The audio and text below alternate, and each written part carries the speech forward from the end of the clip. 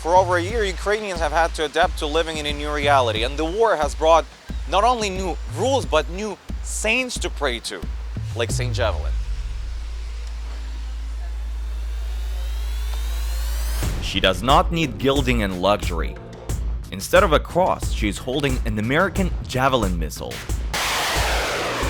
Instead of a cathedral, her abode is a small office in the Ukrainian neighborhood of Toronto. And instead of priests, she has 15 employees and volunteers.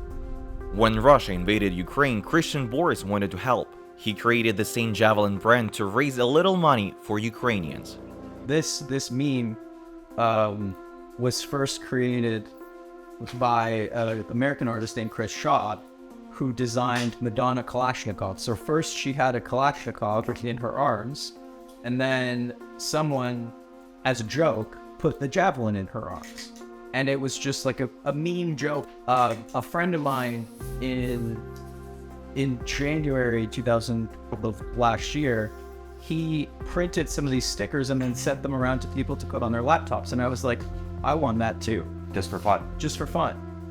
Like as a show of support, because if in our group chats, we understood what was about to happen, right? Like the Biden was saying this is going to happen. Everybody was saying this is going to happen. There were still a lot of people who were skeptical. I believed that Russia was going to do what it did, right? So I wanted to just fundraise. I thought I could fundraise like $500 or something.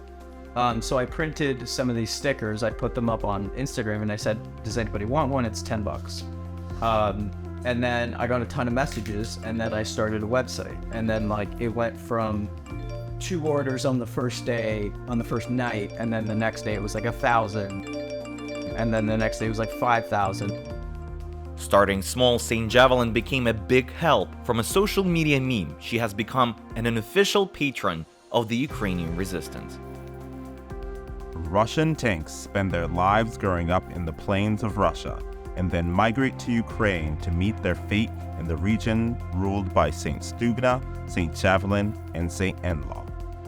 If I got to $500, I thought it was like, wow. And then it just started to grow and grow and grow. So last year we donated like about Canadian, like almost 3 million. It's like 2.5 million US. Saint Javelin is now featured on 200,000 products, from cups to flags, and has become a powerful talisman for both the Ukrainian military on the front line and those who defend the country in the rear. Even President Zelensky wears a t-shirt adorned with her image. Это иностранец. Он придумал этот образ святая Джавелина, видите? Для вас специально святая Джавелина, да. Вот especially for President Zelensky. The Saint Javelin team aims to provide aid to Ukrainians, including financial. Like we've bought like almost 10 trucks, I think. Yeah, it's kind of like people come to us with their needs. And to remind foreigners that the war is not somewhere far away, across the ocean. In 2021, I would say me and my friends, no one knew what a Javelin was, or an NLAW, or a Stinger, or a HIMARS, or Leopard, Challenger, Patriot. I mean, all these saints and things that we have. And now it's our day-to-day. Hundreds of thousands of people follow Saint Javelin on social media. Christian's team shares brief updates about Ukraine daily, making sure important news doesn't get lost in the sea of information. Most of our audience is Western, right? Like Americans, Canadians, Brits, EU. And I think a lot of people look at us as their source of like quick information about what's happening. Christian frequently travels to Ukraine to meet with the Ukrainian part of his team there, and to maintain the context of the Ukrainian day-to-day. Those trips are really important because they help us progress so quickly. Like lots of really good ideas come out of stuff like that too. In addition to Saint Javelin, Christian's team created images of other saints like Saint HIMARS, Neptune, Patron, and M777 Moses. We started working on it before HIMARS came into the country because like we understood the significance of what that was, right?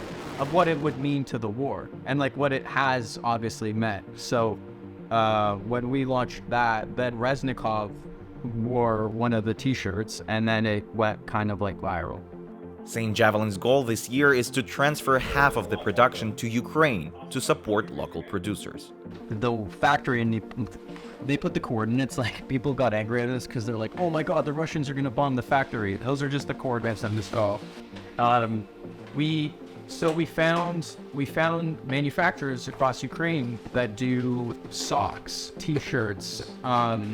We made fleece jackets that we just donated to ZSU. So we made like 500 of them. I think we're making like another 1,000 or something like that. Base layers.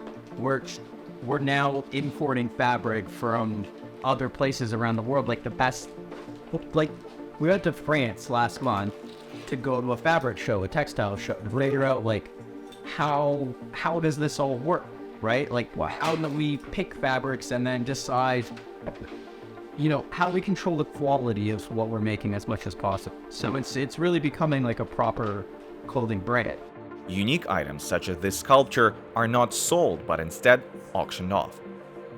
A Ukrainian sculptor near Bucha offered to make those from 2 Russian tanks that were basically in his backyard. Christian travels not only to Ukraine. In New York, he presented a forthcoming photo book by photographer Sasha Maslov called Saints. The book will feature individuals working tirelessly to win the war and those protected by St. Javelin. What are the best way to approach St. Javelin?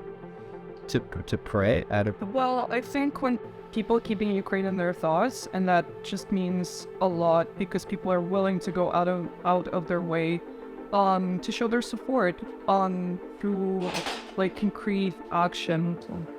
She's protective. She's unity. She's literally the whole world coming together against evil. The St. Javelin team, aided by their saints, are developing new ideas. They have begun selling tickets for a beach party in Crimea at a cost of $1 for one ticket. More than 10,000 people have signed up. The details and the location, says Christian, will be announced after the victory. Misha Komadovsky, VOA News, Toronto, Canada.